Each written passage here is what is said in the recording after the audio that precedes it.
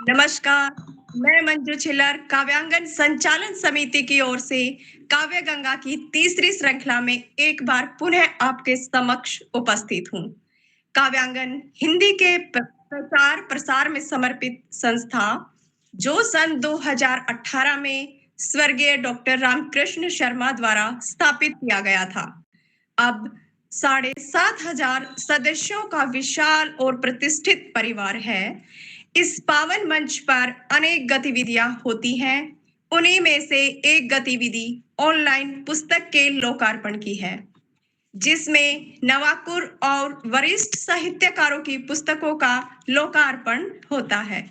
हिंद में हिंदी का ध्वज ऊंचा उठाना लक्ष्य अपना, हिंद में हिंदी का ध्वज ऊंचा उठाना लक्ष्य अपना, काव्य के आंगन में स्वर गंगा बहाना लक्ष्य अपना, दिग्भ्रमित साहित्य जो भूला हुआ भटका हुआ है, दूरतम राहों से कर दीपक जलाना लक्ष्य अपना।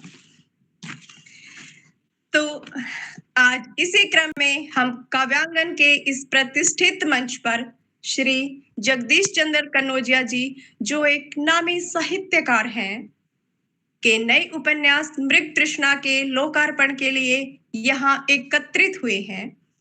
श्री जगदीश चंद्र कन्नौजिया जी किसी परिचय के मोहताज नहीं है, लेकिन फिर भी उनका परिचय देना कार्यक्रम की औपचारिकता है।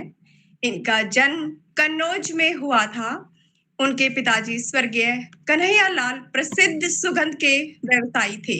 आदरणीय जगदीश चंद्र जी उत्तर प्रदेश के प्रतियोगी परीक्षा में सफल होकर कई पदों पर सेवा करते हुए वरिष्ठ लेखा परीक्षक के पद से निवृत्त हुए।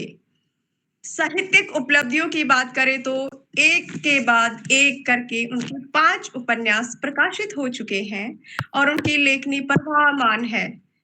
उनकी सभी कृतियां रोचक, प्रेरणास्पद तथा भावात्मक गुत्थियों को सुलझाने वाली होने के साथ साथ अनेक आदर्श स्थापित करती हैं और हर उपन्यास ने निश्चित रूप से पाठकों को प्रभावित किया है। तो आइए इसके लोकार्पण के लिए आज यहाँ आए प्रख्यात आलोचक, साहित्यकार जो पुस्तक के लोकार्पण के लिए उपस्थित हुए हैं, मैं उनका परिचय आप सभी से कराती हूँ। हमारे साथ हैं आदरणीय रमापति त्रिवेदी जी, जो कवि एवं साहित्यकार के साथ काव्यांगन मंच के संचालक, वरिष्ठ एडमिन हैं दिल्ली से। डॉक्टर राधा कृष्ण दीक्षित जी असिस्टेंट प्रोफेसर हैं एवं प्रख्यात आलोचक, समीक्षक एवं साहित्यकार हैं इलाहाबाद से। आदरणीय विवेक गोयल जी, जो प्रख्यात साहित्यकार हैं दिल्ली से। श्री मुक्तिनाथ त्रिपाठी जी हमारे साथ हैं गोरखपुर से, काव्यांगन के एडमिन हैं। डॉक्टर राकेश शर्मा जी हमारे साथ बरेली से जुड़े हैं, जो कि एक प्रसिद्ध साहित्यकार और कवि हैं। श्रीमती शिल्पी सिंह जी विदुषी कवियत्री के साथ साथ एडमिन हैं। मैं आप सभी का वंदन अभिनंदन करती हूँ। तो आइए कार्यक्रम को आगे बढ़ाते हुए आदरणीय जगदीश चंद्र जी की नई प्रकाशित पुस्तक मृग तृष्णा के लोकार्पण का कार्यक्रम आरंभ करते हैं। मैं सभी अतिथियों से आग्रह करूंगी कि वह पुस्तक का अनावरण कर इसका लोकार्पण करें।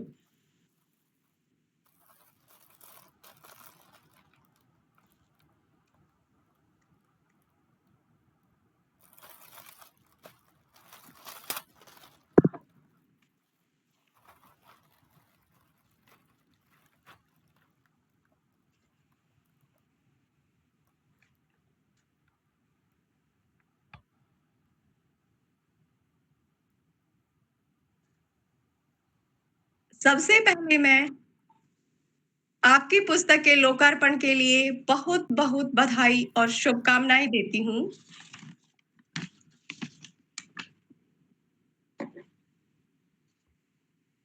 मैं आदरणीय त्रिवेदी जी से अनुरोध करती हूँ कि आप मृग तृष्णा उपन्यास की कथा वस्तु के बारे में हमारे दर्शकों को बताएं। किसी भी उपन्यास की यही आधारशिला होती है। नमस्कार।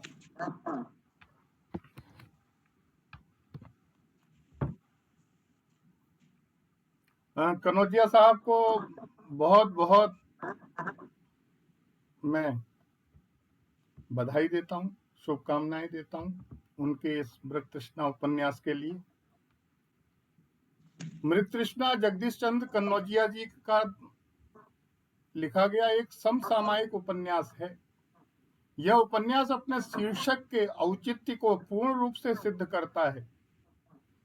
वस्तुतः यह उपन्यास न तो बिल्कुल आदर्शवादी है और न ही बिल्कुल यथार्थवादी, बल्कि यह यथार्थवादी आदर्शोन्मुख उपन्यास कहा जाएगा, जिसमें यह बात स्वीकार की गई है कि मनुष्य के अंदर महत्वाकांक्षाएं, स्वार्थ लोलुपता और मृग तृष्णा में भटकने की प्रवृत्ति होती है और इसके लिए उसे कुत्सित मानकर दंडित करना उचित नहीं है।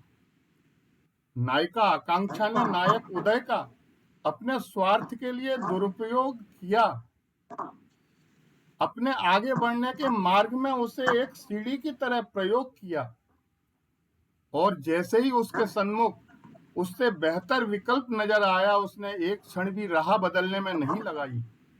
उपन्यास का कथानक हमारे मन में एक कौतूहल उत्पन्न करता है कि शायद आकांक्षा को उसके किए गए गलत कार्य का फल मिलेगा, और ऐसा होता भी है।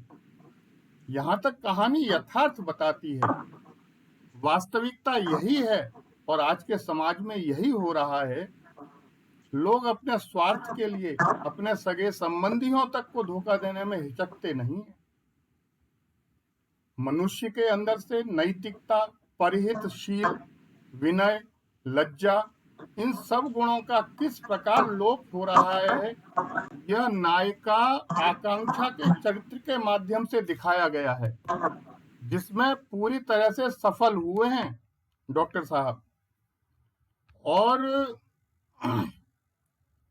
अपनी मदद करने वाले और आगे बढ़ाने वाले के साथ ही विश्वासघात करना सर्वथा अनैतिक है, यह बात भी लेखक ने बताने की कोशिश की है। यह उपन्यास हमें समाज की विकृतियों को दिखाने का प्रयास कर रहा है। यहाँ रिश्तों की मर्यादा दिन प्रतिदिन लुप्त हो रही है और मनुष्य का नैतिक पतन हो रहा है, किंतु दूसरी ओर नायक उदय का चरित्र आदर्शवादी है।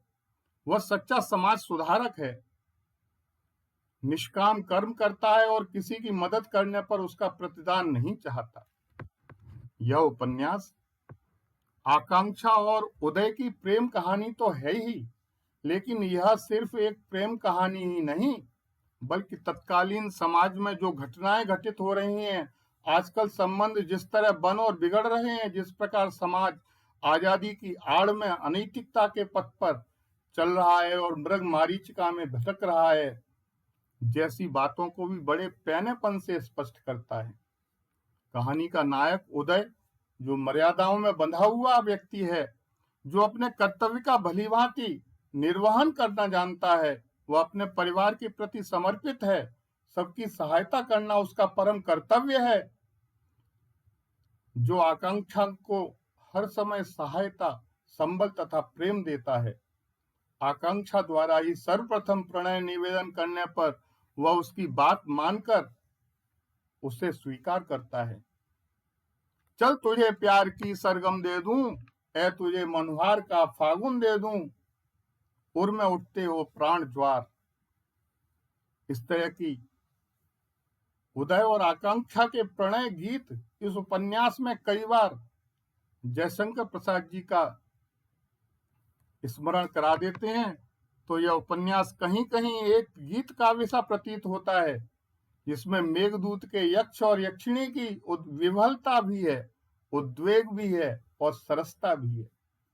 किंतु आकांक्षा मृत तृष्णा में भटक जाती है और कुछ समय उदय के प्रेम में रहने पर उसकी तत्कालीन सामाजिक स्थिति को देखते हुए वह अनिल के साथ भविष्य के सुंदर सपने सजाने लगती है। क्यों? क्योंकि वह डॉक्टर है, उसका समाज में एक सामाजिक स्तर अधिक है। उदय के पूछने पर वह बड़ी निर्ममता से कहती है कि यदि आप अपने पूर्व के उपकारों की कीमत में मुझे मांग रहे हैं तो मैं आपसे विवाह तो कर लूंगी, किंतु मेरे सामने विकल्प और भी हैं, और जब चयन का प्रश्न उठता है तब आपसे शादी करने की दशा में मेरे जीवन की स्वर्णिम वर्ष यूं ही व्यतीत हो जाने की संभावना है। ऐसी दशा में मैं शादी नहीं कर सकती आपसे। जगदीश चंद्र कन्नौजिया जी ने नारी मन की भटकन, उसकी मृग तृष्णा को बड़ी बारीकी से व्यक्त किया है। प्रेम और विरह के गीत इस उपन्यास की शोभा को बढ़ाते हैं। गीत कई जगह उन्होंने लिखे हुए हैं कि तुम प्रिय हमारी प्रणय भूल, बन गई हमारा हृदय शूल, घायल अतीत को साथ लिए छाई है गहन निराशा, खो बैठा उर की आशा। आकांक्षा ने अपने उज्जवल भविष्य के लिए उदय को छोड़ दिया। वही उदय विश्वविद्यालय में प्रोफेसर बनकर सामाजिक प्रतिष्ठा, धन दौलत, शोहरत सब कुछ प्राप्त कर लेता है। दूसरी ओर डॉक्टर अनिल अपने सामाजिक स्तर की लड़की से विवाह करना चाहते हैं, तो बाद में आकांक्षा यादव उदय के पास याचक की तरह जाती है और विवाह करने के लिए अन्वय करती है। उन्हें उदय की उदारता है नायक की कि उन्होंने दुत्कारे जाने के बाद भी उसको बड़ी सहृदयता के साथ स्वीकार किया। बोले सहायता तो करेंगे किंतु विवाह नहीं, किंतु बाद में अपनी मुंह बोली बहन और आकांक्षा की सहेली मेघा, जिसका बहुत ही अहम भाग इसमें है उपन्यास में, जब वह समझाती है तो उसको क्षमा कर देते हैं और विशाल हृदय का परिचय देते हुए उसे अपनी सहगामिनी बना देते हैं, क्योंकि उन्होंने उससे सच्चे हृदय से प्रेम किया था। उपन्यास अत्यंत सरल और भावपूर्ण है, कहीं भी इसके प्रवाह में कोई बाधा नहीं है और आदि से अंत तक उपन्यास की सरसता, सरलता बनी रहती है। कहीं धर्मवीर भारती के गुनाहों के देवता और कहीं शरतचंद्र की परिणीता को याद दिलाता यह उपन्यास निश्चित रूप से मन मस्तिष्क पर गहन प्रभाव छोड़ता है। मानव मन की विभिन्न परतों को इसमें खोला गया है।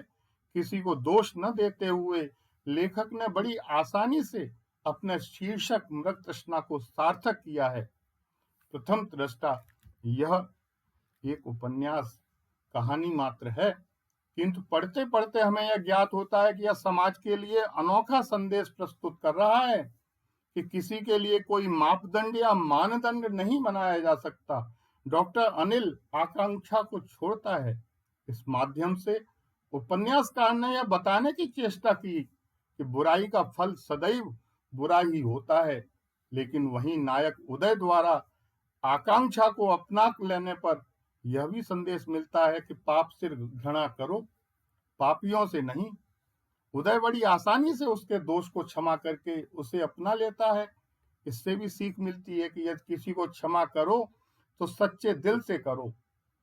मन में पूर्वाग्रह ग्रंथियों को लेकर किसी को अपनाना नहीं चाहिए। यह उपन्यास का मुख्य भाग है। कुल मिलाकर सहज सरल शब्दों में यह उपन्यास यही कहता है कि कौन कहता है किसी से भूल कुछ होती नहीं, कौन कहता है किसी से भूल कुछ होती नहीं, नाव ऐसी कौन जो तूफान में खोती नहीं। तू मनुज है, रह मनुज, मत देवता के प्रतिमान गढ़, हो सके तो कर क्षमा सब भूल के आगे तू बढ़। बहुत बहुत आपका आभार व्यक्त करता हूँ। बहुत बहुत अच्छा उपन्यास आपने लिखा, इसका कथानक इतना अच्छा है। वंदन।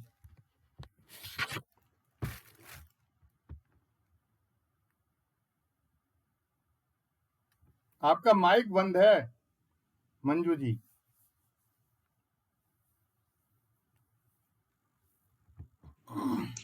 आदरणीय जगदीश चंद्र जी, हमारे दर्शक और श्रोतागण संक्षिप्त में यह जानना चाहेंगे कि मृगतृष्णा उपन्यास के कथानक की प्रेरणा आपको कहाँ से मिली?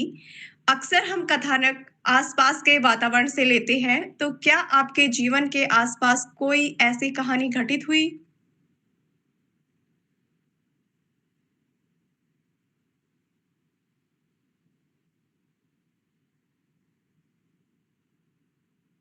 माइक बंद है आपका सर जी।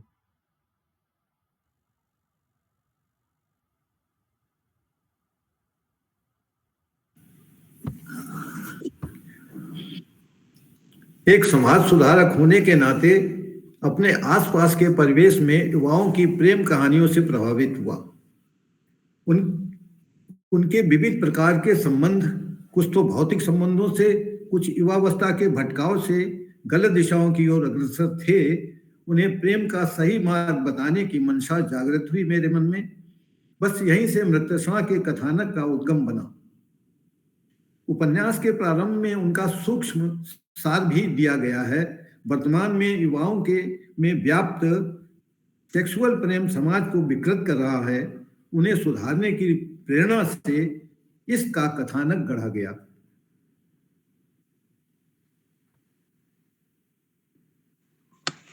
जी सर, कार्यक्रम को आगे बढ़ाते हुए मैं आदरणीय मुक्तिनाथ जी से आग्रह करूंगी कि आप उपन्यास में आए पात्र एवं उनके चरित्र चित्रण पर प्रकाश डालने की कृपा करें।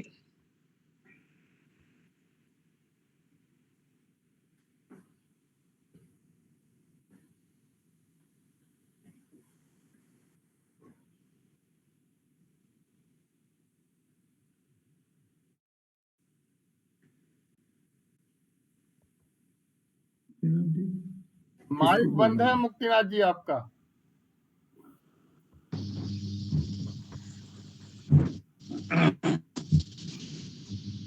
सर्वप्रथम आदरणीय कनौजिया जी को बहुत बहुत शुभकामनाएं। धन्यवाद। जितनी बार पढ़ा जाए उतनी बार ही पढ़ने को जी करता है। कई कहानियों का मिश्रण करते हुए अंत में सबसे बेहतर निखर कर अगर किसी का चरित्र आया है तो उदय का। उदय से ही एक होनहार छात्र से और उनके द्वारा किए गए क्रियाकलाप जो कि समाज सुधार से समाज से जुड़े हुए थे, उन पर उनका उनके दिए गए डायलॉग, उनके दिए गए सुझाव, ये सारे जो हैं बहुत ही बेहतर तरीके से इसको शब्दों में पिरोया गया है। प्रारंभ में जब पीयूष के सामने एक मसला आता है, वो आता है पीयूष के सामने एक मसला आता है कि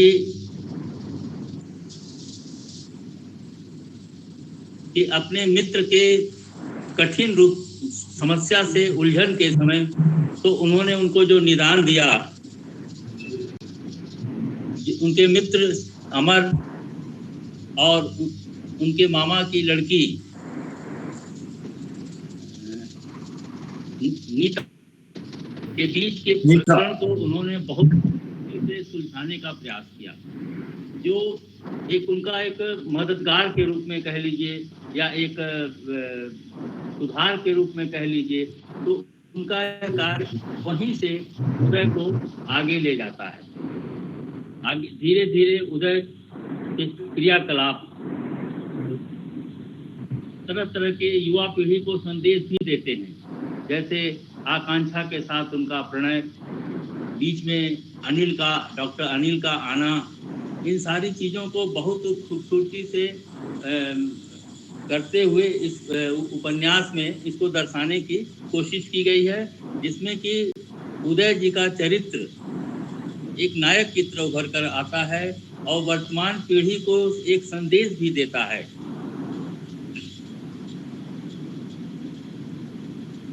जब निराश होकर के आत्महत्या की बात कोई करता है, या तो विवाह या आत्महत्या, उस वक्त भी एक उनका बहुत सुदृढ़ व्यक्तित्व आता है और वो समझाते हुए कहते हैं कि आत्महत्या कोई विकल्प नहीं है। आत्महत्या कोई अंतिम विकल्प नहीं है। नेहा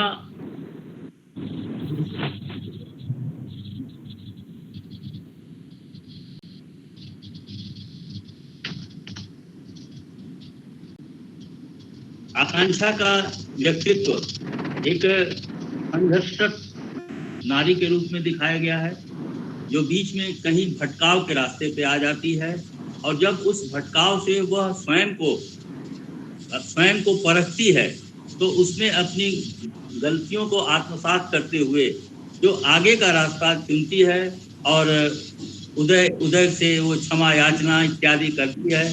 तो ये एक इस युवा पीढ़ी के लिए बहुत सही एक मार्ग प्रशस्त करता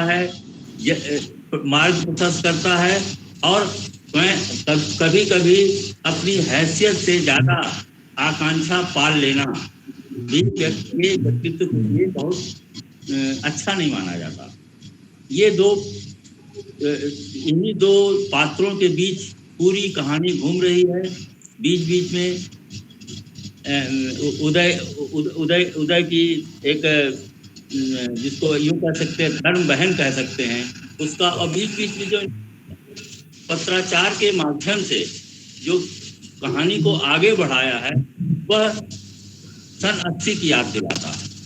पहले जमाने में ही एक माध्यम हुआ करते थे कुछ कहने का या कुछ सुनने का।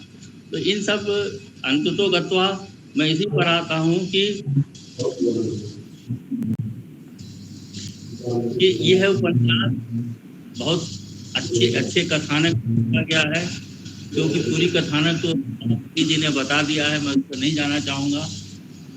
पात्रों के चरित्र चित्रण में मुझे मुख्य दो ही पात्र की क्रियाकलाप बहुत अच्छे लगे, जिसका कि मैं आप सबके समक्ष अपने शब्द रख रहा हूँ।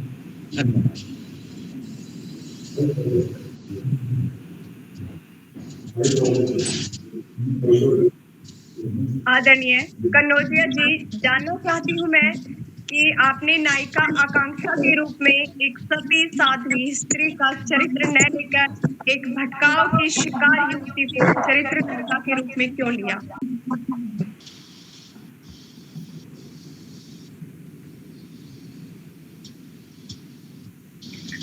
एक कथाकार जो है वो पात्रों का चयन कथानक के अनुरूप करता है।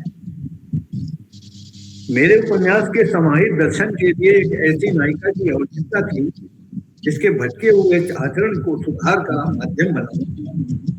इसलिए भटकी हुई नायिका को चुना गया। नारी प्यार से ज्यादा ऐश्वर्य की पूर्ति होती है, इसीलिए अधिकांश लड़कियां अपने भाग्य को चुनती हैं, प्रेमी को नहीं चुनती। अपने कथानक के अनुरूप नायिका को सती सावित्री अगर मैं सिद्ध करता तो मेरा कथानक जो है वो पूरा नहीं होता। मेरे कथानक का जो दर्शन है वो स्पष्ट नहीं, इसलिए उसका चरित्र इस प्रकार से दर्शाया गया है। जी, आदरणीय विवेक गोयल जी, आपसे अनुरोध करती हूँ कि उपन्यास के मूल अंग वातावरण एवं कालखंड पर प्रकाश डालने की कृपा करें। नमस्कार। सबसे पहले तो मैं प्रख्यात लेखक श्री जगदीश चंद्र कन्नौजिया जी का हार्दिक स्वागत करता हूं पटल पर, और समाज को झकझोर देने वाला ऐसी कथा वस्तु लेकर जो आपने उपन्यास रचा है उसके लिए मैं आपको ढेरों शुभकामनाएं देता हूं। तो उपन्यास का जो कालखंड है वह करीब 20वीं सदी का है, जो भारत के सामाजिक और सांस्कृतिक परिवर्तन का महत्वपूर्ण दौर था। यह वह समय था जब भारतीय समाज परंपरागत मान्यताओं और आधुनिक विचारधारा इन दोनों के बीच जूझ रहा था। महिलाओं की स्थिति में उल्लेखनीय बदलाव हो रहे थे। जहां पहले लड़कियां केवल घर तक ही सीमित थी, वहीं वे अब शिक्षा और स्वावलंबन की ओर बढ़ने लगी थी। उच्च शिक्षा, देर से विवाह और पुरुषों के साथ प्रतियोगिता ने उनके सोचने का तरीका और जीवन के प्रति दृष्टिकोण दोनों में बहुत बदलाव किया। वातावरण में सामाजिक परिवेश की दृष्टि से उपन्यास में उस समय का समाज चित्रित किया गया है जहां नारी को सदियों तक अबला मानकर चार दीवारी में कैद रखा गया। लेकिन जैसे जैसे वे बाहर निकलने लगी, उन्होंने अपनी पहचान और स्वतंत्रता के लिए संघर्ष किया। यह समाज एक और नैतिकता और परंपराओं पर जोर देता है, तो दूसरी ओर नई पीढ़ी का प्रेम और वासना के प्रति आकर्षण, नैतिकता का पतन और विवेक का अभाव भी दिखाता है। नारी की स्थिति इस उपन्यास में एक विरोधाभासी स्थिति में दिखाई गई। वह पारिवारिक बंधनों और सामाजिक दबावों से बंधी हुई है, लेकिन उसकी चेतना जाग चुकी है। अब वह निर्णय लेने और अपने भविष्य के प्रति सजग है।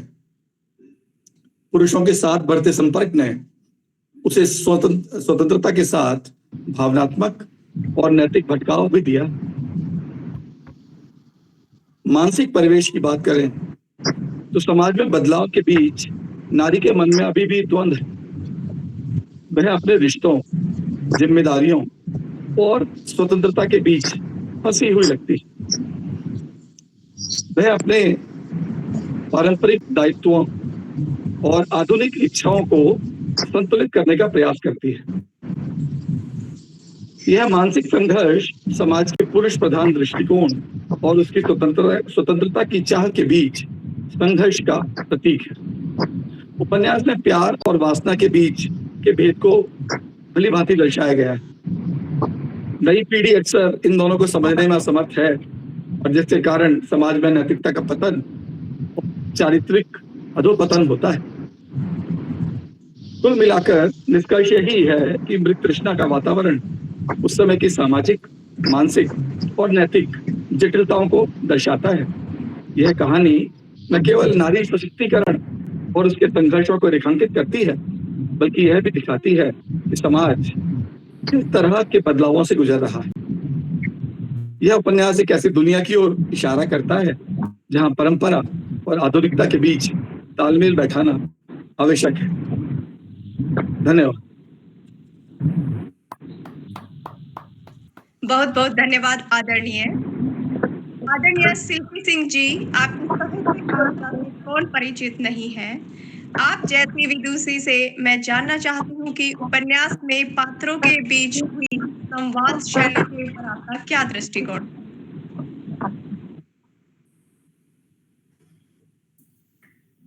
पुनः जरा पढ़ें, साफ नहीं सुनाई दिया प्रश्न। नमस्कार। सर्वप्रथम मैं शिल्पी सिंह आदरणीय श्री जगदीश चंद्र कन्नौजिया जी को सादर प्रणाम करती हूँ और उनके नवसृजन उपन्यास मृत तृष्णा के लिए हृदय तल से ढेर सारी शुभकामनाएं देती हूँ। संवादों में दिखी गहराई, तर्क और विचार का मेल। संवादों में दिखी गहराई, तर्क और विचार का मेल। पात्रों के मनोभावों में समाज का प्रतिबिंब खेल। हर शब्द कहे कहानी संघर्ष और जिम्मेदारी की। हर शब्द कहे कहानी संघर्ष और जिम्मेदारी की।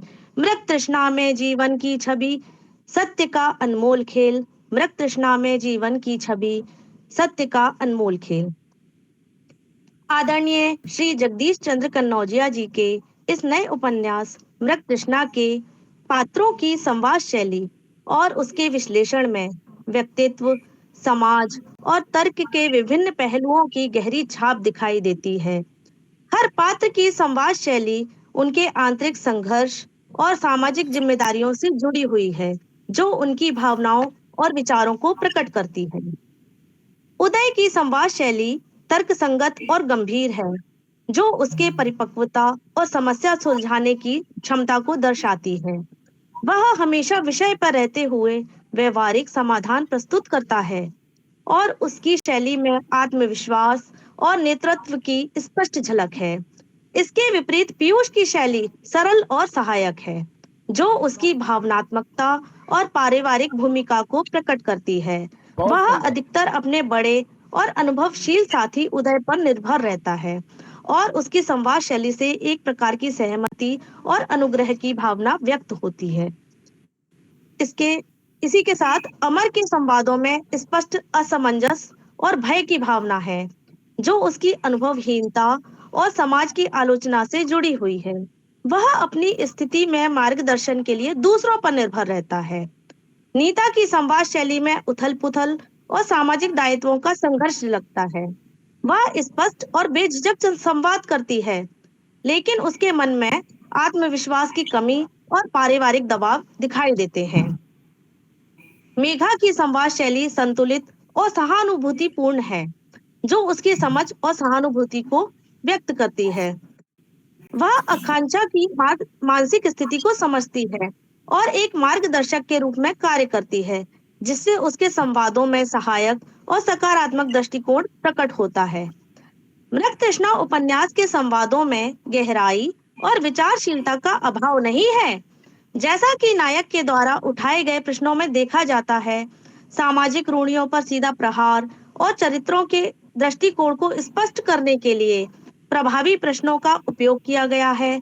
संवाद शैली में विचारोत्तेजक और तर्कपूर्ण दृष्टिकोण स्पष्ट रूप से झलक रहा है, जिससे न केवल पात्रों के मनोविज्ञान को बल्कि सामाजिक संदर्भों को भी उजागर किया जाता है। आत्मसंघर्ष की झलक दिखे संवादों की हर बात में। आत्मसंघर्ष की झलक दिखे संवादों की हर बात में। गहन विचार तर्क के धागे बिंधे हर पात्र के साथ में। बहुत सुंदर। मृग तृष्णा के हर पन्ने में जीवन की अनुगूंज सुनाई दे। मृग तृष्णा के हर पन्ने में जीवन की अनुगूंज सुनाई दे। कहानी की इस गहराई में पाठक की सोच गहराई ले। कहानी की इस गहराई में पाठक की सोच गहराई ले। कुल मिलाकर उपन्यास के संवादों की शैली पात्रों के व्यक्तित्व और सामाजिक संदर्भों को प्रभावी ढंग से दर्शाती है, जो न केवल कहानी की गति को बनाए रखते हैं, बल्कि उसके विषय वस्तु को भी मजबूती से व्यक्त करते हैं। धन्यवाद सर।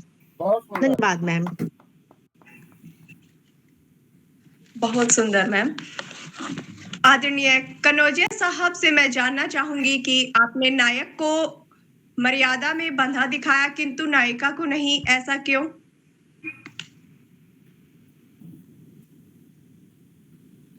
नायिका आकांक्षा ऐश्वर्यप्रियता में नायिका आकांक्षा को ऐश्वर्यप्रियता में भटका हुआ अवश्य दिखाया गया है, किंतु फिर उसने स्वयं को संभाल लिया। सुबह का भूला शाम को लौट आए, ये उसकी गुण ग्राहकता ही कही जाएगी। उसने भटक कर कोष को चुनना चाहा, यानी ऐश्वर्य को चुनना चाहा, पर अंत में तोष को चुनकर सुधार कर लिया। बहुत सुंदर। आदरणीय राकेश शर्मा जी, नमन करती हूँ आपकी साहित्यिक प्रतिभा को। आपकी साहित्यिक सोच के अनुसार उपन्यास की विषय वस्तु में समाज पर क्या प्रभाव पड़ेगा? धन्यवाद। प्रणाम करता हूँ आप सबको, और विशेष रूप से हमारे साहित्यकार श्री जगदीश चंद्र कन्नौजिया को। तो मृग से अधिक आदमी की मृग तृष्णा होती है। मृग से अधिक आदमी की मृग तृष्णा होती है, और मृग की चित्र और आदमी की विचित्र तृष्णा होती है। बहुत खूब। मृग थोड़ा दौड़ने पर समझ जाता है, और आदमी मृग तृष्णा ओढ़कर उलझ जाता है। एक बात तो यह है, और दूसरा पक्ष है इसका कि संशय से संयम से जीवन संतुलन जो बनाता है, और वही सुखमय जीवन के गीत गुनगुनाता है। तो मृत तृष्णा उपन्यास में दोनों ही पक्ष है, एक तो उलझने वाला और दूसरे सुलझने वाला और सुलझाने वाला। जैसा कि सभी लोगों ने बताया कि 20वीं सदी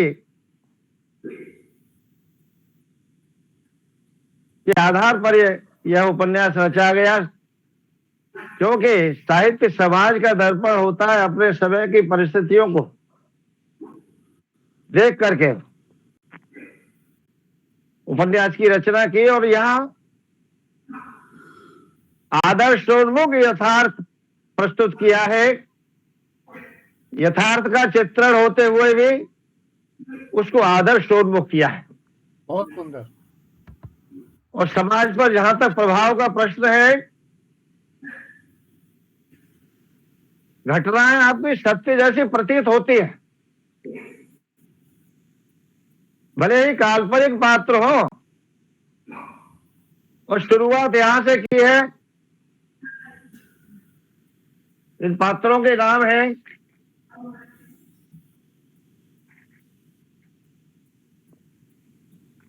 नीता और अमर। जहां संबंध तार तार हो जाते, संयम खो दिया है। 20वीं सदी में भटकाव आया है और भटकाव मृत तृष्णा की ओर अग्रसर हुआ है, जिसका परिणाम प्रायश्चित होता है। इतने निकट के रिश्ते भी तार तार हो जाते हैं, तो समाज पर यह प्रभाव निश्चित रूप से पड़ेगा। माता पिता सोचेंगे कि बेटियों का ध्यान ऐसा रखना चाहिए, क्यों हम किसी युवा रिश्तेदार के पास रोकें इसके लिए। समाज के लोग जरूर सोचेंगे, सामाजिक प्रभाव की बात हो रही है। और दूसरी ओर समाज में ऐसे व्यक्ति भी होते हैं, उदय जैसे और पीयूष है और मेघा जैसी महिलाएं होती हैं। यह एक अमर और नीता का प्रश्न नहीं है, इसमें सभी भटके हुए लोग आ जाते हैं। ये मुख्य समस्या हो गई है। आत्महत्या की बात करते हैं और आत्महत्या हो भी रही है। जो लोग नहीं बताते हैं, जिनकी बात, वो आत्महत्या भी कर लेते हैं, लेकिन वह आत्महत्या रोकने वाले भी होते हैं। उदय जैसे देवदूत बन करके आ जाते हैं, उदय, पीयूष और मेघा, ऐसे लोग भी हैं, आज भी देखे जाते हैं। ऐसे लोग संगठन के रूप में भी आ रहे हैं, भटके हुए लोगों को ठीक करने के लिए। अब मुझे तो लगता है आप बैठे हुए साहित्यकार हमारे समक्ष, आप पर भक्ति काल का भी बहुत प्रभाव है,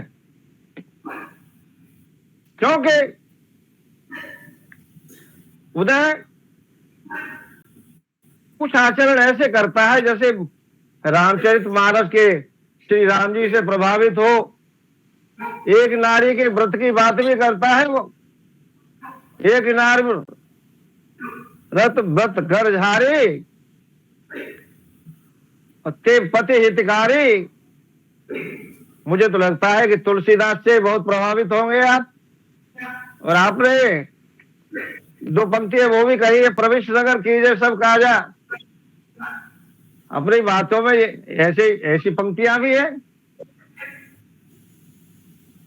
और मैंने यह भी देखा, वनवास की भी बात हुई, आकांक्षा ने ऐसे उसको छोड़ा उदय को। उदय कहता है कि मुझे लगता है कि सीता ने राम को वनवास दे दिया। यानी स्वयं को एक प्रकार का वो राम उपस्थित हो गए। विपरीत बात हो गई, अब मैं अहिल्या का उद्धार कैसे करूंगा। ये वक्रोक्ति हो गई। ये साहित्यकार की कलात्मक रूप है। आकांक्षा जैसी महिला है। हम मेघा की बात करते हैं, आकांक्षा की बात हो गई, आकांक्षा का प्रभाव।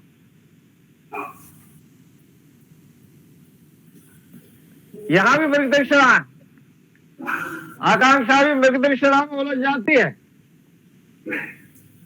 इतना प्यार करते हुए लेकिन कितना प्रगाढ़ प्रेम किया, लेकिन एक धनिक उसको डॉक्टर अनिल, लेकिन मैं तो डॉक्टर नहीं बन जाऊंगी, डॉक्टर की पत्नी बन करके इस उदय के पास क्या रखा है। जबकि देखिए प्रेम और वासना, एक और प्रेम है, दूसरी ओर वासना है। बहुत अच्छा प्रकाश डाला है उपन्यासकार ने कि प्रेम वह है जो बलिदान जिसमें हो, सच्चा प्रेम वही है जिसकी तृप्ति आत्मबल पर हो निर्भर, और त्याग बिना निष्प्राण प्रेम है, करो प्रेम प्राण निशावर। बहुत सुंदर। मुझे लगता है रामनरेश त्रिपाठी जी की इन पंक्तियों की व्याख्या भी आपने बहुत अच्छे प्रकार से की है आदरणीय कन्नौजिया जी। तो आकांक्षा भटकी हो बहला, बाद में प्रायश्चित, मृग तृष्णा में जो उलझते हैं उनको पछताना पड़ता है, लेकिन सुधार करने वाले व्यक्ति सुधार कर देते हैं, उसकी बात करता हूं। और आपका जो प्रमुख उद्देश्य है भारतीय संस्कृति पर आधारित है, सनातन संस्कृति पर आधारित है, और आपने विवाह को सर्वश्रेष्ठ माना है। अपनी भूमिका में ही कहा है, मेघा समझाती है, आकांक्षा अब ऐसी भूल मत करना, तूने विवाह को इतना साधारण समझ लिया, अब समझ विवाह क्या है। ये पत्र लिखती है अंत में, उपन्यास के अंत में। क्या हो सकता है कि तीसरे व्यक्ति के पास चली जाए? ऐसा नहीं करते, क्योंकि विवाह क्या है? विवाह नारी की तपोभूमि है। पति के घर जाकर अग्नि परीक्षा देनी होती है, परायों के बीच यत्न से जगह बनानी पड़ती है। जिसकी परिणति परिवार से होती है, उत्तरदायित्व और बढ़ जाते हैं। जब पति के साथ बच्चे भी प्यार के भागीदार बन जाते हैं, बच्चे बड़े होते हैं, धीरे धीरे परिवार बनता है, बढ़ता है, और पहले कुनबा, फिर समाज, और फिर अंत में संसार बन जाता है। कोई कुछ भी कहे, नारी सृष्टि की जननी है। बहुत सुंदर। आकांक्षा नारी सृष्टि की जननी है, तूने ये क्या किया? आकांक्षा को समझाती है। लेकिन उदय भी अभी संतुष्ट नहीं है। तो मेघा, देखिए मेघा भी लड़की है, समाज सुधारेगा, उसको भी समझाती है कि देखो ये आत्महत्या कर लेगी, और आत्महत्या भारतीय संस्कृति के विरुद्ध है, ऐसी आपने चर्चा की है। अब उसने सोचा, उसका भी हृदय परिवर्तन कर देती है मेघा। तो मेघा की भी भूमिका मुझे लगता है उदय के बाद मेघा की ही आती है। और ऐसे आदर्श पुरुष भी हैं, मेघा का विवाह जो करा देते हैं, और जिस व्यक्ति से कराते हैं वो भी पीयूष है। ऐसे लोग भी समाज में हैं जिनको कुछ नहीं चाहिए और विवाह का सम्मान करते हैं, ऐसे लोग भी समाज में हैं। तो यह मुख्य रूप से आदर्श उन्मुख है उपन्यास, और मैं इसके साथ ही आपको बहुत बहुत बधाई देता हूं, और बहुत प्रभावित हुआ मैं आपसे। और आपने इतना अच्छा लिखा है कि हम उतना नहीं बोल पा रहे हैं। बहुत बढ़िया लिखा है, बहुत मनोवैज्ञानिक लिखा है, और ऐसा लिखा है जो आपने वासना की व्याख्या की है। समाज का जरूर प्रभाव पड़ेगा, समाज के लोग सजग होंगे, और उपन्यास का अंत भी सुखांत है, जो कि भारतीय लोगों को सुखांत ही दृश्य पसंद आते हैं। और मुझे तो लगता है अगर फिल्मी दुनिया को अगर पता लग जाए है तो उसका फिल्मीकरण भी संभव है। इतना सुंदर है, बहुत अच्छी पिक्चर चलेगी। आपको बहुत बहुत आभार, आप सबका बहुत बहुत धन्यवाद।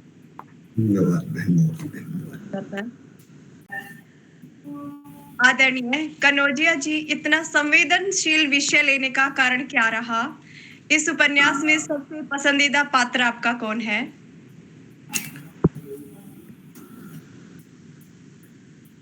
उपन्यास का विषय संवेदनशील न हो तो पाठक में रोचकता नहीं जागती। कथानक की विषय वस्तु उद्देश्यपरक होनी चाहिए।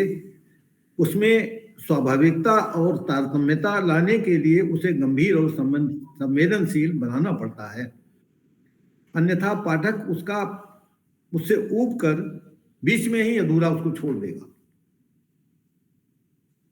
इसलिए इतना संवेदनशील विषय चुना और उसमें गंभीरता भरी गई। आपका दूसरा प्रश्न है कि मेरा पसंदीदा पात्र कौन है। मेरे उपन्यास का पसंदीदा पात्र मेघा है। मैंने अपने उपन्यास के अंतर्निहित दर्शन की व्याख्या उसके ही मुख से कराई है। प्रेम के दर्शन की अभिव्यक्ति के उदाहरण कुछ प्रस्तुत कर रहा हूं। प्रेम यौन संबंध और व्यभिचार को समझना हो, प्रेम यौन और व्यभिचार को समझना हो तो इनके मूल तत्व राग को जानिए। राग को स्थूल रूप देकर रतिकर्म बनाया जा सकता है।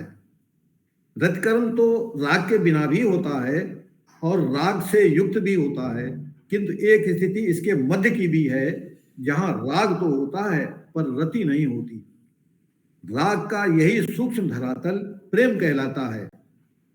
सात्विक प्रेम के सूक्ष्म रूप में किसी को उसके प्राप्य से वंचित करने का भाव नहीं होता। उसका वांछित उससे छीना नहीं जाता। उसमें वासना का पुट नहीं होता। प्रेम को स्थूल धरातल देने के लिए समाज की मान्यता आवश्यक है, यानी मतलब विवाह करना उसके लिए आवश्यक है। प्रेम को स्थूल धरातल के लिए समाज की मान्यता प्राप्त करना आवश्यक है। ये इस पुस्तक के पृष्ठ 150 से 151 तक का आधार यही है। यदि प्रेम रति चाहता है तो विवाह कर पति पत्नी के रूप में मान्यता देनी होगी। प्रेम दान धर्म होता है, उसे याचक नहीं होना चाहिए, आदि आदि।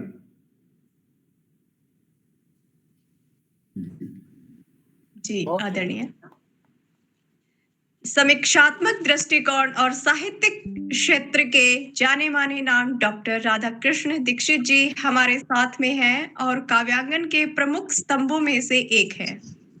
आदरणीय, उपन्यास के उद्देश्य का समाज पर क्या प्रभाव हो सकता है बताइए, और उपन्यासकार के व्यक्तित्व और कृतित्व के ऊपर भी अपनी नीरशील विवेकी दृष्टि से हमारे श्रोताओं को अवगत कराइए। बहुत सुंदर इस कार्यक्रम का संचालन कर रही आदरणीय मंजू जी, आपको बहुत बधाई। आज के इस मृग तृष्णा उपन्यास के विमोचन कार्यक्रम में पधारे हुए काव्यांगन पटल के जाने माने ख्यातिलब्ध साहित्यकार आदरणीय रमापति जी, आदरणीय विवेक जी, आदरणीय राकेश जी, आदरणीय मुक्तिनाथ जी और आदरणीय शिल्पी जी और शिल्पी जी के साथ, यानी कि इस काव्यांगन पटल के साथ जुड़े हुए हजारों हमारे पाठक, श्रोतागण और काव्यांगन को स्नेह करने वाले, प्रेम करने वाले बहुत सारे सुधी साहित्यकार, सबको सादर प्रणाम करता हूं। आप सबका अभिनंदन करता हूं, आप सबका वंदन करता हूं।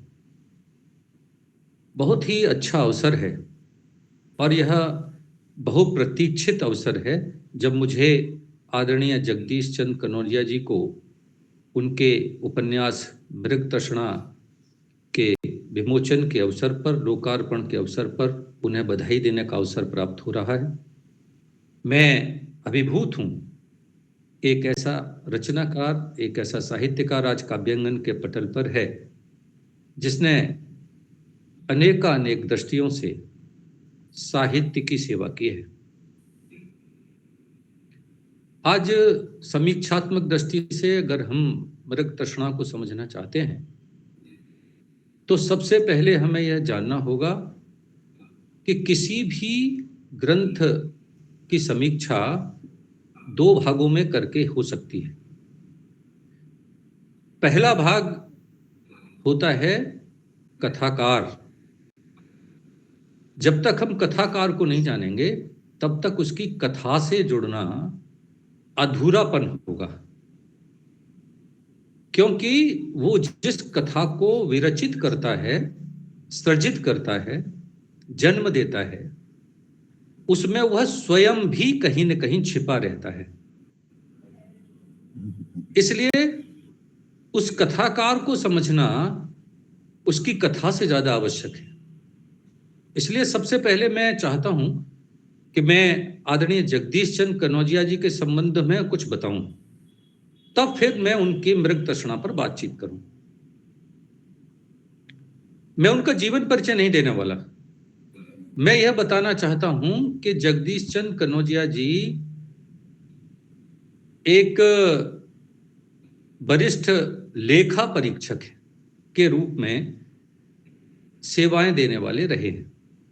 आप यकीन मानिए, और मेरा विश्वास भी है, कि ईश्वर जब इस धरती पर किसी भी व्यक्ति को भेजता है तो उसकी भूमिका वो वहीं से सुनिश्चित कर देता है। अब जरा कल्पना करिए कि लेखा परीक्षक बनाया तो लेखा परीक्षक का माने यह है कि जो दूसरों की गलतियां ढूंढे कि उसने गलती कहां कर दी, ऑडिटर। और कथाकार बनाया तो समाज कहां गलतियां कर रहा है तो वह उसका भी मूल्यांकन करे। तो इनके पास दो तरह की भूमिकाएं थीं। अपने व्यक्तिगत जीवन में वो संपरीक्षण कर रहे थे विभागों का कि विभाग कहां गलतियां करता है, लेकिन कथाकार के जीवन के रूप में वो परीक्षण कर रहे थे समाज का कि समाज कहां कहां गलतियां करता है। मैं आदरणीय कनौजिया जी से 30 वर्ष से अधिक समय से जुड़ा हूं। मैंने उन्हें बहुत करीब से देखा है, और शायद आप जुड़े होते तो आप यह कहते कि जगदीश चंद्र कनौजिया मूलतः चलता फिरता ग्रंथालय है। एक ऐसा विचारक जिसने अपने जीवन को संपूर्णतः साहित्य के साथ ही जिया है। 30 वर्ष के इस कार्यकाल के अवसर पर मैंने देखा कि जब वो संपरीक्षक के रूप में भी काम करते थे, आज उनकी उम्र शायद 80 या 82 वर्ष के बीच में होगी, उनके अनुभव का घट जो है पूरा भरा हुआ है। और मैं जब आपसे 30 वर्ष पहले मिला तो भी आपके अनुभव का घट जो है लबालब था। आप तब भी बहुत सारे उपन्यासों को पढ़ते थे, साहित्य की विवेचना करते थे और उपन्यासकारों के संबंध में मुझसे चर्चा करते थे, उनकी बहस करते थे। इसलिए आदरणीय कनौजिया जी के संबंध में मैं इतना कह सकता हूं कि वे एक कुशल कथाकार हैं, कुशल सामाजिक विश्लेषणकार हैं, और सर्वाधिक बात यह है कि वो दर्शन, संस्कृति और भारतीयता तीनों के ही पोषक हैं, उसको सुरक्षित रखने का काम करते हैं। बहुत सुंदर। आपने इन तीनों तत्वों को उनके इस मृगतृष्णा में देखा होगा। ये छोटा सा परिचय मैंने आपका इसलिए दिया क्योंकि इससे पहले भी ये कई उपन्यास लिख चुके हैं, जिनमें अभयदान, मृत्युंजय, नीलकंठ, क्षितिज, और आपका एक और कहानी संग्रह झूठे अनुबंध भी प्रकाशित हो चुका है। बहुत अच्छी कविताएं लिखते हैं, बहुत अच्छी रचनाएं लिखते हैं, और उनकी कविताओं की झलक आपने मृगतृष्णा के अंदर भी देखी है। तो ऐसा कथाकार जिसने अपने जीवन को स्वयं एक कथा बनाकर जिया है और बहुत संघर्षों के बाद जिन्होंने अपने जीवन को यहां तक खड़ा किया है, मध्यम वर्ग में जन्म लेने के बाद भी मध्यम वर्गीय पात्रों को इतने करीब से देखकर अपने विभिन्न उपन्यासों में उन सभी पात्रों को किसी न किसी रूप में प्रकट करने का जो भाव आपके साथ जुड़ा है वो अद्भुत है। मैं बहुत लंबे समय तक आदरणीय जगदीश चंद्र कनौजिया जी के संबंध में बोल सकता हूं, लेकिन केवल इतना कहूंगा कि बहुत अच्छे कथाकार हैं, बहुत अच्छे विवेचक हैं, बहुत अच्छे अन्वेषण करने वाले हैं और भारतीयता के पुजारी हैं। जहां तक मृगतृष्णा की बात है तो मैं उन्हीं की एक पंक्ति के साथ इसकी समीक्षा करना चाहता हूं जहां से इस उपन्यास को समझा जा सकता है। एक स्थान पर वो ये कह रहे हैं कि ये जो मानव है यह देवता और राक्षस के बीच का हिस्सा है। आप कहानी को यहीं से विवेचित करिए, तब आपकी समझ में आएगा कि मृगतृष्णा या समाज के अंदर जो कुछ संगति और विसंगति है उसका कारण क्या है। और पूरे कहानी का केंद्र बिंदु ही यही पंक्ति है कि जब हम किसी राक्षसी प्रवृत्ति में होते हैं, दैत्य प्रवृत्ति में होते हैं और मानव बनने की ओर जा रहे होते हैं तब, और जब हम मानव बनकर देवता बनने की ओर जा रहे होते हैं तब हम किस प्रकार समाज के अंदर आचरण करते हैं। और वह आचरण मृगतृष्णा में आपको पूरी तरह परिलक्षित दिखाई देगा। बहुत सुंदर। और ये नया नहीं है कि जगदीश चंद्र कनौजिया जी ने ही सामाजिक संबंधों और संदर्भों की व्याख्या की है। हम सबको यह समझना पड़ेगा कि सामाजिक संदर्भों का ताना बाना भारत की धरती पर जितना पुराना है उतना पूरे विश्व भर के अंदर कहीं नहीं है। अगर कोई ये कहे कि भारत में समाज शास्त्र का जन्म हुआ है या भारतीय संबंधों का जन्म हुआ है तो यह कोई काल्पनिकता नहीं है। आज आप पूरे विश्व के अंदर सामाजिक संबंधों को विवेचित करना चाहें तो आप ये देखेंगे कि हमारे यहाँ बुआ है, मामा हैं, चाचा हैं, और उन संबंधों के अंदर एक बारीक सी रेखा भी है कि किसको किस हद तक रहना है। लेकिन भारत की धरती को छोड़कर जब हम बाहर जाते हैं तो वह रेखा मिट जाती है, दिखाई नहीं देती। आज पूरा विश्व भर इन सामाजिक संदर्भों का विश्लेषण करते हुए भारत की ओर देखता है कि हजारों वर्षों तक भारत की जो सामाजिक संबंधों की व्यवस्था रही है और परिपक्व रही है, जीवंत रही है, उसके पीछे के कारण क्या हैं। तो हजारों वर्षों से हमने बार बार अपने संबंधों का पुनर्मूल्यांकन किया है। कभी मनु ने किया तो कभी शुक्र ने किया, कभी नारद ने किया तो कभी हमारे ऋषियों ने किया, कभी वेदव्यास ने किया तो कभी तुलसीदास ने किया। सबने पीढ़ी दर पीढ़ी सामाजिक संबंधों की व्याख्या की है। आधुनिक युग में भी अगर हम आते हैं तो मुंशी प्रेमचंद जी ने अपने तमाम उपन्यासों में सामाजिक संदर्भों को लेकर, सामाजिक ताने बाने को लेकर अनेक पात्रों को वहां जन्म दिया और उन पात्रों के माध्यम से समाज की विकृति को भी और सुकृति को भी, दोनों को उकेरा है। मृगतृष्णा भी उसी तरह के सामाजिक संबंधों का विश्लेषण करने वाला एक उपन्यास है। और इसलिए है, आप देखें कि समाज ने, यानी हमारे ऋषियों ने जिन सामाजिक संस्थाओं को जन्म दिया उसमें परिवार एक संस्था है, विवाह एक संस्था है, और विवाह और परिवार ही नहीं, शिक्षा भी एक संस्था है। और शिक्षा ही नहीं, बल्कि मानव जीवन को संस्कार देने वाले जो शिक्षालय हैं, उनमें जो प्रथम माता पिता का परिवार है और द्वितीय गुरुजनों का जो शैक्षिक आलय है, इन सब में पलकर पोषित होकर जो पशुता मानव के अंदर होती है उसको समित किया जाता है और उनको मानव बनाकर देवत्व की ओर लाया जाता है। परंतु हमने देखा है कि मृग तृष्णा अपने आरंभ में ही ये सवाल उठाती है कि जब भी पारिवारिक संस्थाएं शिथिल होंगी, तब तब सामाजिक ताना बाना टूटेगा, बिखरेगा, कमजोर होगा।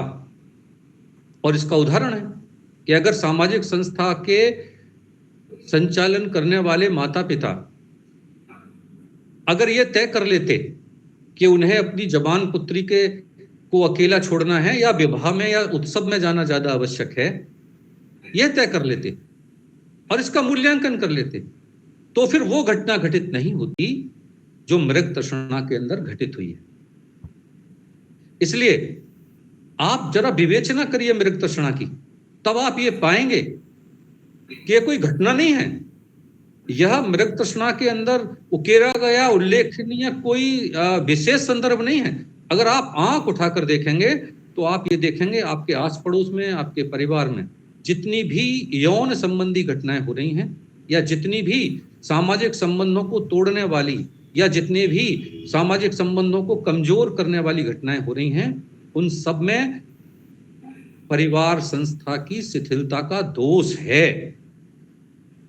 यह परिवार की संस्था जब भी शिथिल होती है, तब ही जिन संबंधों को हमारे पूर्वजों ने सुगठित किया था, क्योंकि मानव तो व्यभिचारी था, चाहे वो स्त्री थी या पुरुष था, दोनों ही स्वतंत्र थे, लेकिन उनको आदर्शों के, दायरों के, सीमाओं के बंधन में बांधने का काम तो हमारे आचार्यों ने किया, समाजशास्त्रियों ने किया, ऋषियों ने किया, साहित्यकारों ने किया, कवियों ने किया।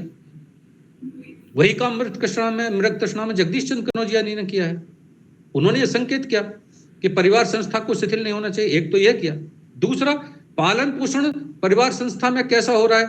एक संस्था में उदय का पालन होता है, और देखिए कैसी संस्था में उदय का पालन होता है, जहां वो पलता है वहां गरीबी होती है लेकिन संस्कार होता है, जहां पलता है वहां सच्चाई होती है, यथार्थ होता है, और उस परिवार में पलने के बाद ही तो उस आचरण को लेकर वो अपने जीवन को आगे बढ़ाता है, उपकार की भावना से परिपूर्ण होता है, और वो कोशिश करता है कि समाज की जो मान्यताएं हमारे पूर्वजों ने स्थापित की हैं उनकी रक्षा कैसे की जाए। और उसका निर्णय आप सबने देखा। उसने कहा कि काम गलत हुआ है, लेकिन अब इसको सही करने का एक ही विकल्प है कि अगर आपने इसे सही नहीं किया तो जो समाज की वैवाहिक संस्था है उसका उद्देश्य ही नहीं बचेगा, वह भी खत्म हो जाएगी। इसलिए आत्महत्या करने से अच्छा यह है कि समाज के उस विकल्प को जो सामने खड़ा है विवाह के रूप में, उसे स्वीकार करो और उस संस्था के महत्व को प्रतिपादित करो। और इसीलिए मृग तृष्णा भटकते हुए युवाओं को यह सिद्ध करती है कि समाज में जो विवाह संस्था है वो मानव जीवन के भटकन को रोकने का सबसे बड़ा शस्त्र है, अस्त्र है, व्यवस्था है। तो विचार उछालता, सवाल उछालना साहित्यकार का काम होता है। जगदीश चंद्र कनौजिया जी ने इस उपन्यास के अंदर जितने भी सवाल उछाले, जितने भी सवाल खड़े किए और जिस पात्र के माध्यम से खड़े किए हैं, पात्रों की चर्चा आप सबने की है, अलग से करने की जरूरत नहीं है। उन सभी पात्रों के पीछे समाज के उन चरित्रों को उजागर करने की आकांक्षा है जिसमें आपने ये देखा होगा कि मृग तृष्णा में जब उदय किसी की सहायता करता है, उसके यहाँ भोजन सामग्री पहुंचाता है, तो वो कह देता है कि मेरा नाम न लिया जाए। और जब उसको उसकी सहेली देती है भोजन सामग्री, तो वह भी कहती है कि पिताजी ने कहा है इसलिए तुम इसे रख लो, क्योंकि तुम्हें इसकी आवश्यकता है। यह जो आदर्श है समाज के अंदर, यह आदर्श बना रहना चाहिए।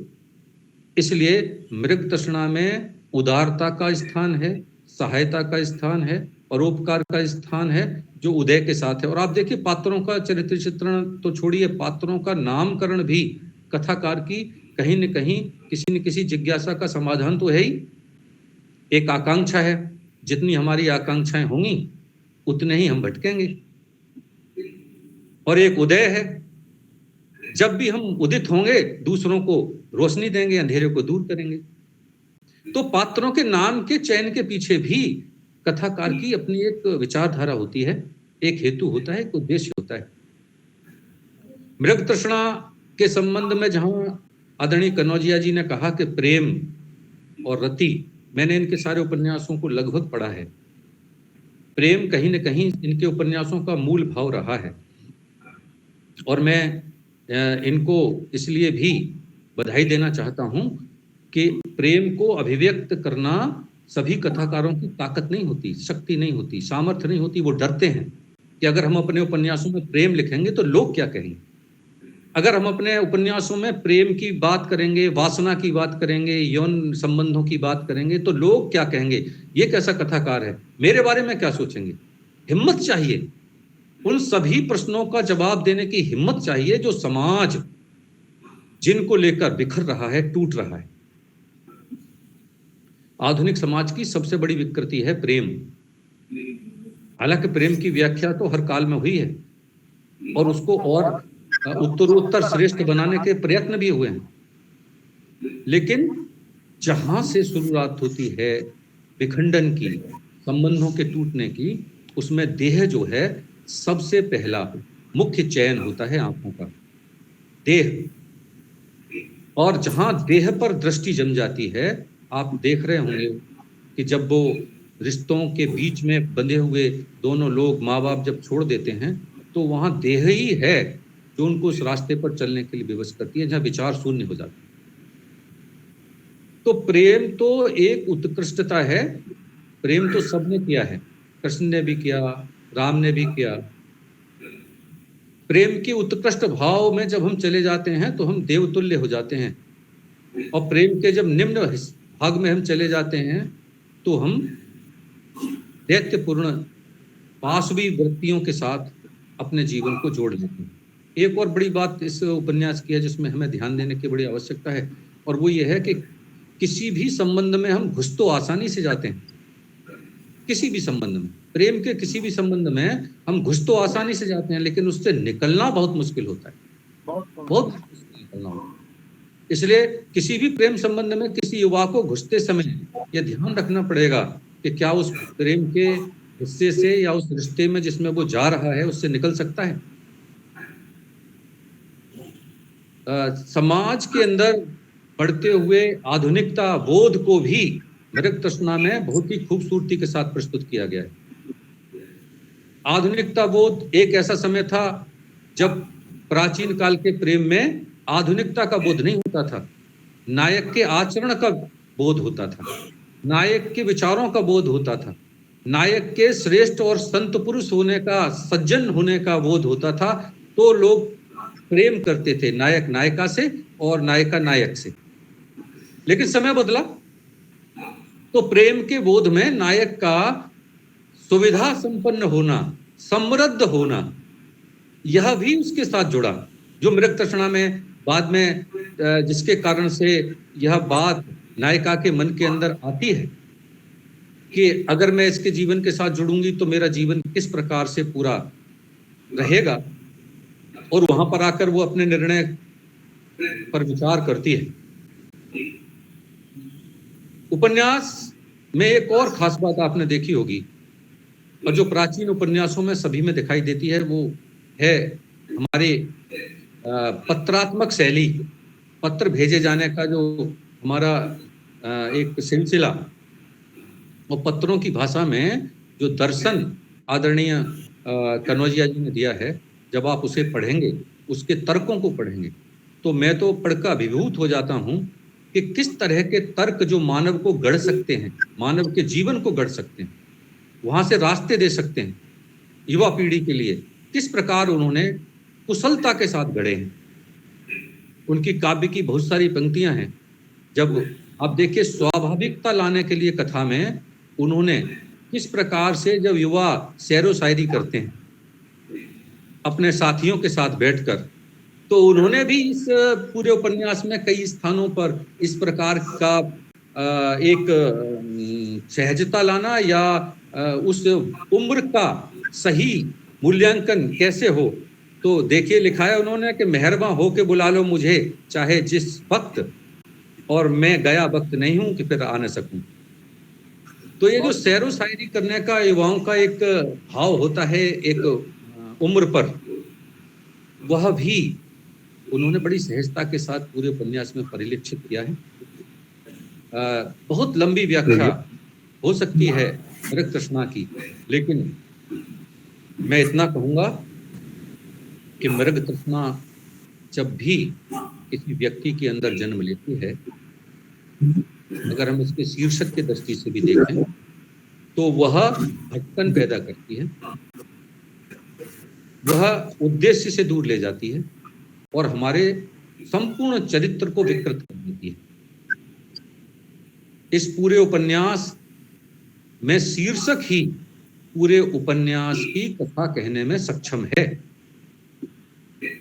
इसलिए खासतौर से युवाओं को मृग तृष्णा से दूर रहना चाहिए, चाहे वो पुरुष हो या स्त्री हो।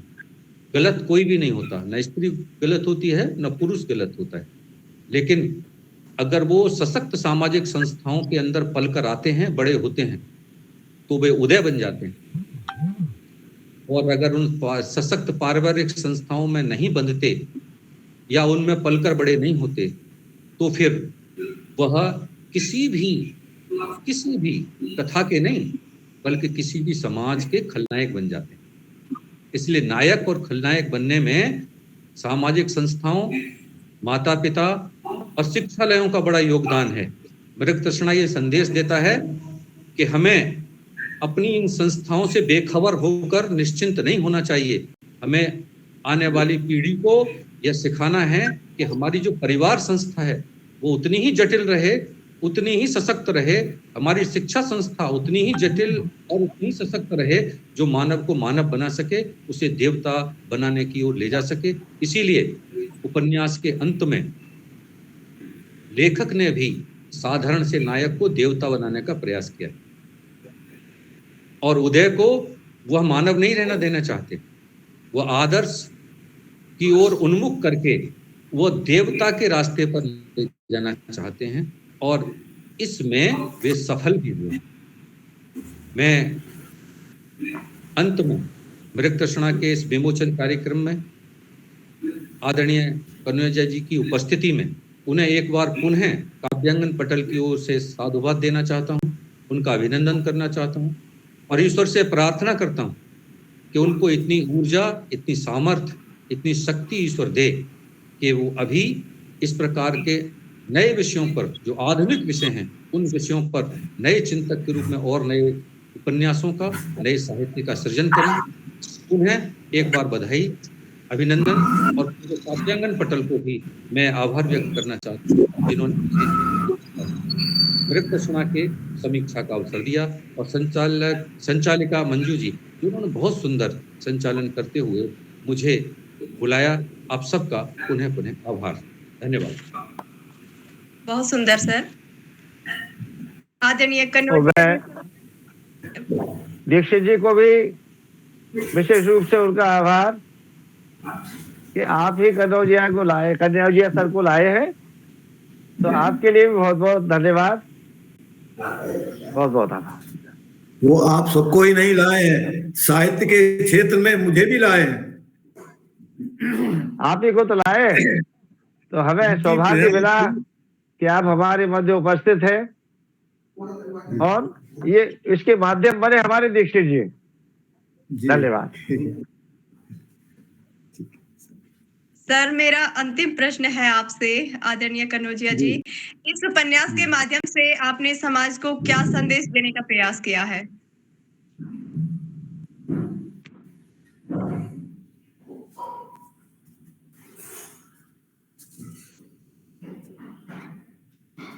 मैंने प्रेम की सही व्याख्या कर युवाओं के नैतिक और अनैतिक संबंधों के बीच लक्ष्मण रेखा खींचकर अनुभव के आधार पर आचार और विचार का ज्ञान देने का प्रयास किया है।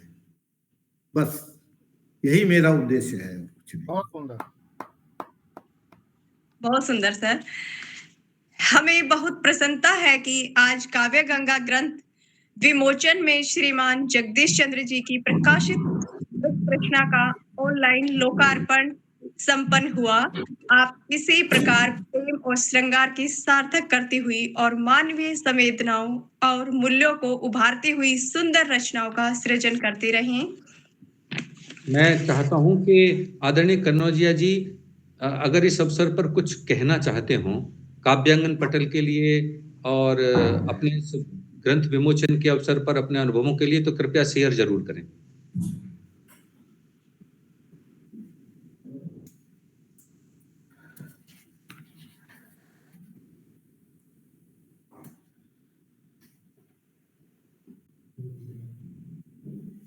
जी कन्नौजिया जी। हाँ, बोल रहा हूँ। मानव, जैसा कि दीक्षित जी कह चुके हैं, मानव देव और दानव का वर्ण संकर है। उसके लिए काम और धर्म प्रतियोगी तत्व हैं और पुरुषार्थ उनका प्रेरक तत्व है। यद्यपि पुरुषार्थ उनका प्रेरक है और यदि उसे स्वच्छंद छोड़ दिया जाए तो वो कब अंधा और विवेक शून्य हो जाए कुछ पता नहीं। इसलिए उसकी बलगा धर्म के हाथ में रहनी चाहिए। दो आत्माएं जब जिस्म बनकर सानिध्यता पाती हैं तो वासना के जुनून में वे सारी सीमाएं लांघ जाती हैं।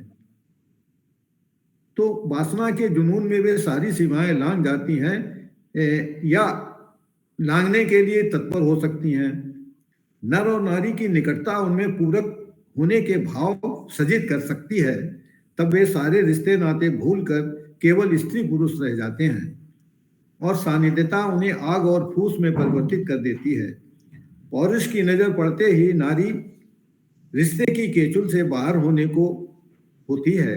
नारी स्वयं में व्यक्तित्व में अनन्य रूप समेटे रहती है। पालन पोषण के समय मंत्रणा के समय मंत्री, जीवन के संग में रहने वाली सखी और सेज पर पत्नी होती है। यही उसका रहस्य है। वो विधाता की अद्भुत रचना है और पुरुष की सहचरी और नियंता है। बिना उसके सृष्टि का अस्तित्व अधूरा है। वह इकाई से शुरू होती है और अनंत में विभाजित हो जाती है। जी बहुत सुंदर। कन्नौजिया जी, आप मौलिक रूप से दो बातें अगर कहना चाहते हो काव्यांगन पटल के लिए और आज के कार्यक्रम के लिए, वो जरूर कहिए। मैं अक्सर मोबाइल में आप लोगों का के क्रियाकलाप देखता रहता हूं जितना उसमें आता है। एक बहुत अच्छा प्रयास है एक मंच पे आकर इतने विद्वान लोगों को इकट्ठा करके जो आप संस्था चला रहे हैं, उससे समाज को, साहित्य को और हम बुद्धिजीवियों को बहुत सी प्रेरणा मिलती है और आपका ये प्रयास निरंतर जारी रहे, यही मेरी शुभकामना है, यही मेरा निवेदन है। बहुत सुंदर सर। मैं हमारे सभी दर्शकों, काव्यांगन पटल के सभी सदस्यों और उपस्थित अतिथि मंडल की ओर से आपके उज्जवल साहित्य भविष्य के लिए बहुत बहुत शुभकामनाएं देती हूँ और धन्यवाद प्रकट करती हूँ कि आपने हमें अवसर दिया कि यह कार्यक्रम इस पटल पर संपन्न हो पाए। साथ ही मैं अपने सभी अतिथिगणों एवं दर्शकों का हृदय से आभार व्यक्त करती हूँ कि आपने आकर कार्यक्रम को सफल बनाया। काव्य गंगा में काव्य ग्रंथ लोकार्पण का यह कार्यक्रम निरंतर चलता रहेगा। आपकी आस्था, आपका विश्वास हमारे ऊपर ऐसे ही बना रहेगा। इस विश्वास के साथ आपको आमंत्रित करते हैं। आशा करते हैं अगली बार आपकी पुस्तक के विमोचन के लिए फिर एकत्रित होंगे। धन्यवाद। नमस्कार। सब लोगों का